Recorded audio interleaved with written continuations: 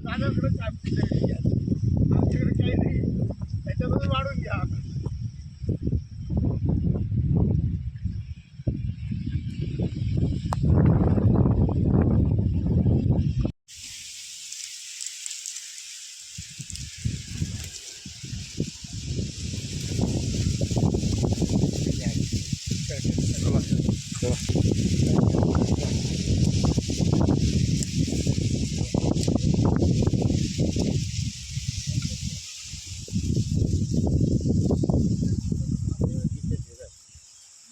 Original बियाची बाकी करली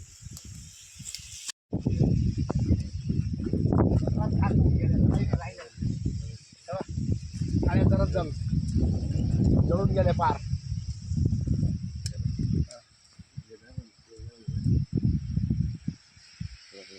पळसा होऊन गेला त्याच्या पार.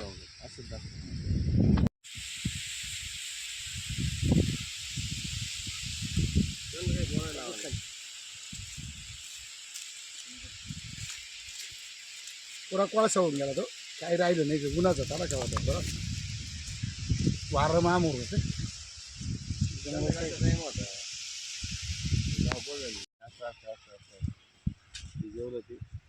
ओरिजिनल बियाची मागं होती.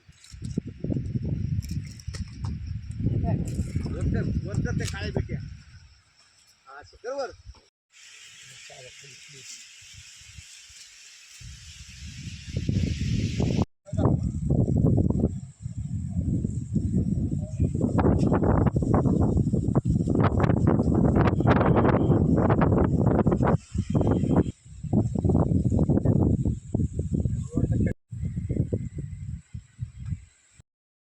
मकाचं तसं विशेषतः कारण म्हणजे आपल्या येथील काही ग्रामस्थ आणि त्या मकाचे मालक सुभाष गणपत जाधव गट नंबर 18.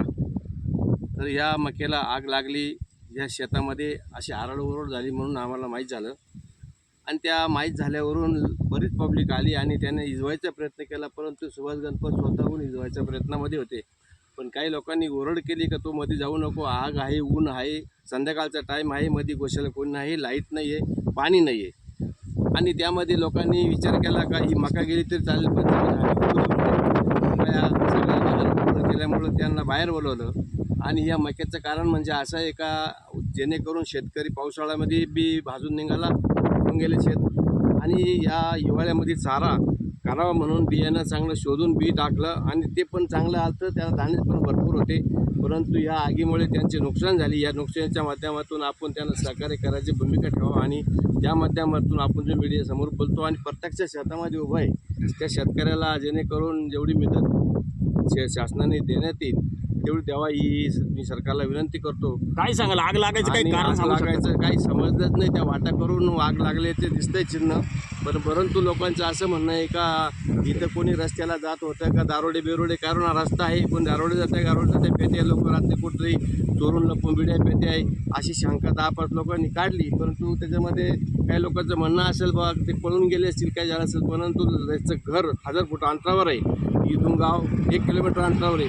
परत येईपर्यंत 1.5 गोळा लागा पत्ता नाही आणि जळून खाक झाली. लोक नाराज होऊन निशार झाले आणि त्यांच्या दुःखामध्ये किंवा त्यांचं ते जळालेले काही, त्यांचे भाजलेले काही अंगावर काही त्यांचे पाहिले आणि लोकांनी त्यांना सांगितलं की तुम्ही आगीपासून बाहेर व्हा, जे होईल ते पाहू आणि शासनाच्या माध्यमातून काहीतरी योजना आणि त्याचा विषय घेऊ आणि मग तर अधिकाऱ्यांना शासनाला कळवू म्हणून आम्ही पाहायला आलो. ती समस्या पाहिल्यावर थोडंसं गंभीर वाटतं आहे.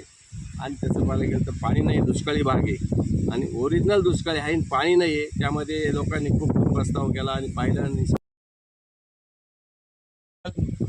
तुमची मकाई या ठिकाणी, आमची मकाई या ठिकाणी रस्त्याच्या कडेला गट नंबर 18 असून आणि रस्त्यापासून 10 फुटच अंतरावर माझी शेती रस्त्याला खेटून रस्त्याला आगीचं कारण कशामुळं लागली हे काही समजू शकलं नाही. पण रस्त्याकडून आग लागलेली दिसली आणि आम्हाला तो निरोप मिळाला. सुनेना मुलाला फोन केला आणि आम्ही धावतच त्या ठिकाणी 1000 फुटावर घर असल्यानं येताना ती आग पूर्ण लागलेली होती. आम्ही विझवण्याचा प्रयत्न थोडा केला पण आग काय आटोक्यात आली नाही. त्यामुळं मला आग विझवताना सुद्धा त्याचा शॉक लागला. शारीरिकदृष्ट्या सुद्धा मी त्याच्यामध्ये मला सहन करावं लागलं, पण त्या शरीराला मला आग लागल्यामुळं जाम झालो मी, तब्येत माझी. त्याच्यामुळं मी त्या मकेमध्ये पानकाळी मका माझी पावसाळ्यात सडून गेली होती आणि चारा पण सडून गेला होता. म्हणून उन्हाळी मका केली उत्पन्नाकरता आणि जनावरांच्या चाऱ्याकरता, ती पण पानकाळ्यात गेली आणि ही उन्हाळ्यात जळून गेली. रस्त्याकडून आग लागत लागत पूर्वेकडून पश्चिमेकडे गेली, पण आगीचं कारण काही समजू शकेल नाही. रस्त्यावर असल्यामुळं कशी पेटली हे काही आम्हाला सांगता येणार नाही. त्यामुळं या ठिकाणी आमचं उत्पन्नाचं नुकसान झालं. जवळजवळ 20-25 क्विंटल मका निघाली असती. 2200 रुपयानं ती 55-60 हजाराची मका होती. चारा देखील 10-12 हजाराचा चारा होता. अशी 65-70 हजाराची आमची सर्व नुकसान झालेली आहे. शासनाने त्वरित चारा आणि उत्पन्न याच्याकडे आम्हाला जर मदत केली तर आमची शासनाकडं विनंती आहे. या ठिकाणी आम्हाला योग्य तो लवकरात लवकर मदत मिळावी अशी आमची अपेक्षा आहे.